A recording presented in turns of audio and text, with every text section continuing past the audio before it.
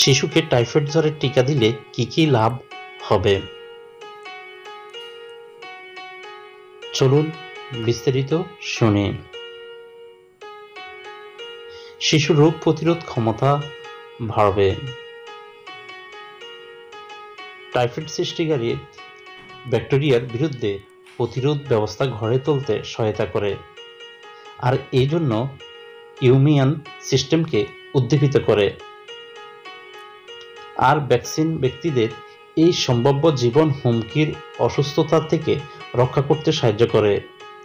শিশুর জ্বর সহ মারাত্মক অসুস্থ থেকে রক্ষা করে। এজন্য শিশুকে অহেতুক ঘন ঘন অ্যান্টিবায়োটিক সহ বিভিন্ন ওষুধ খেতে হবে না।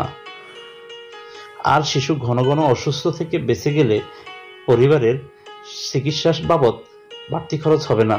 তাই সময় মতো টাইফয়েডের টিকা দিন, শিশুকে মারাত্মক এই রোগ থেকে রক্ষা করুন। আর যদি না দেন বা অবহেলা করেন, তাহলে শিশুর টাইফয়েড জ্বর হলেই সময় মতো চিকিৎসা না করালে শিশু এক বা একাধিক অঙ্গ অবশ হয়ে যেতে পারে।